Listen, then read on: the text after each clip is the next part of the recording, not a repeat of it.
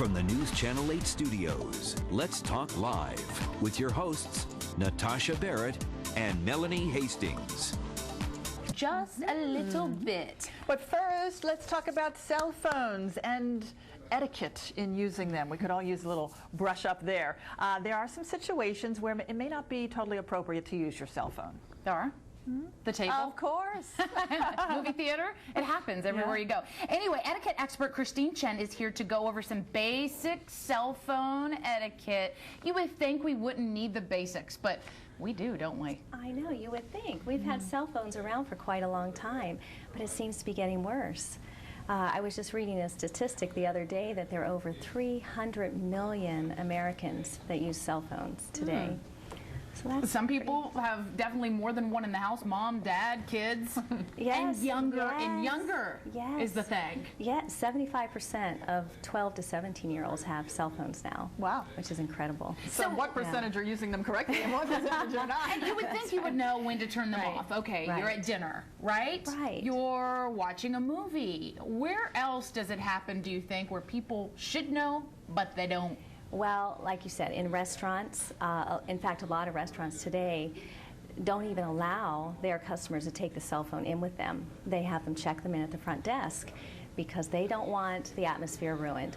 So, and movie theaters and libraries, places of worship, live performances. I don't know if you heard just a few weeks ago, the New York Philharmonic, they were performing. Yeah, we the ran Lincoln Center. Did you see Was that the violinist that was on YouTube? We ran something the other day where there was a violinist A playing. Slovakian violinist. Yeah, I don't know if it was there, and someone's cell phone. Is that and the the one? cell And then he phone? played it. Did you see that one? Well, I don't know if that's the same one, but the conductor actually stopped the performance.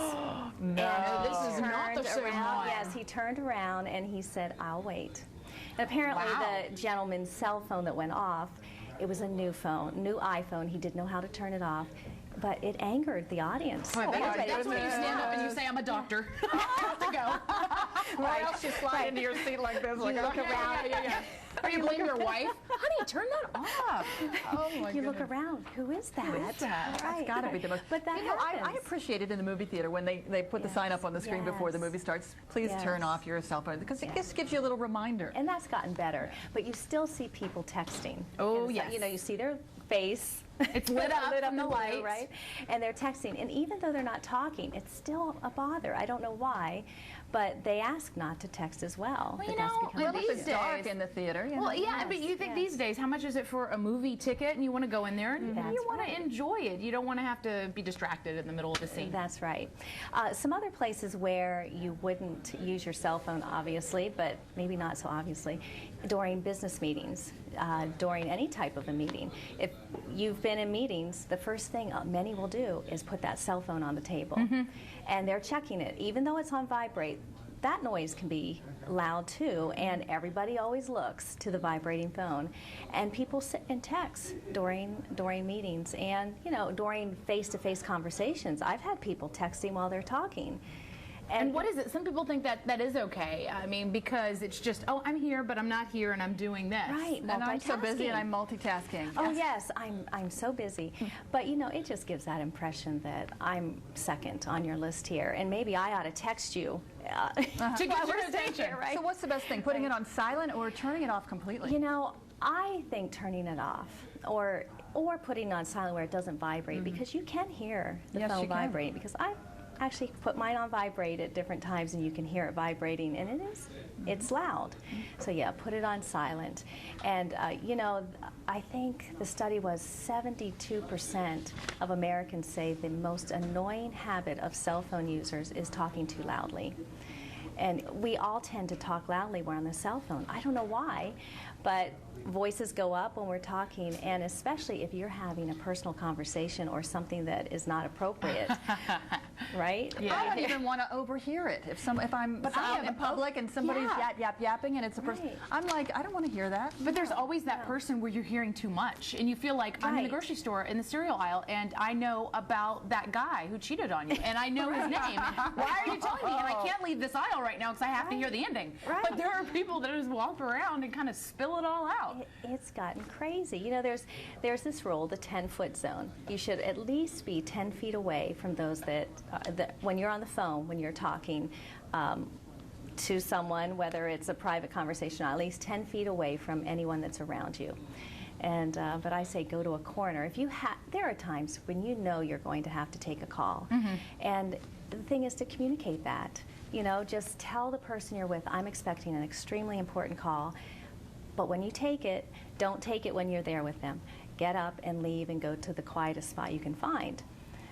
Instead of holding that conversation. Yeah, if you're already engaged with somebody in a conversation, who gets priority over that conversation? Right. The two people, or is it the person that butts in with the cell phone conversation? Yeah, I'm sure we've all experienced that. We're with friends, they take a call, and it is an awkward experience if you're the one sitting there twiddling your thumbs wondering, okay, you know, they're having this conversation. You don't want to eavesdrop, but you're there together.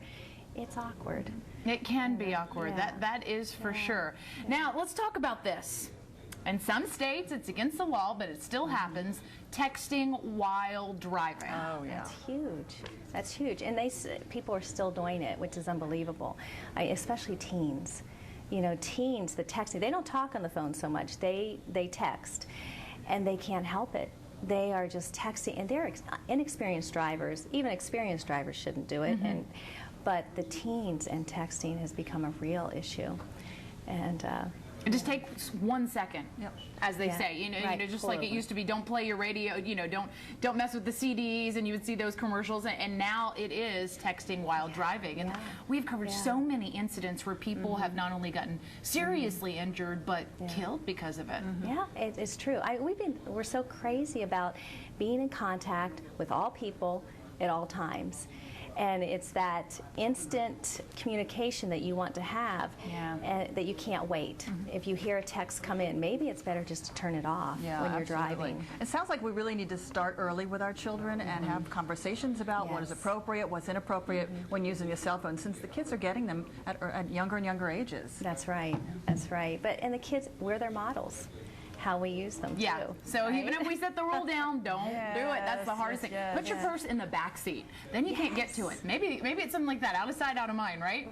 Right. Well, Christine, thanks for coming on. Good to visit with you. Oh, my See you again pleasure. next time. Thank you. Thank you. Up next on the show, Paula Deen's publicist of 6 years. Have you heard? She just quit. We're going to tell you why.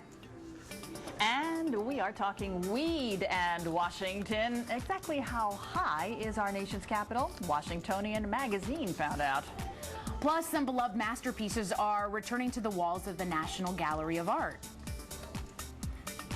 If you want some more, you can always check out our Facebook page for behind-the-scenes pictures, or check out our blog. Just enter in the keywords Let's Talk Live, and we'll be right back.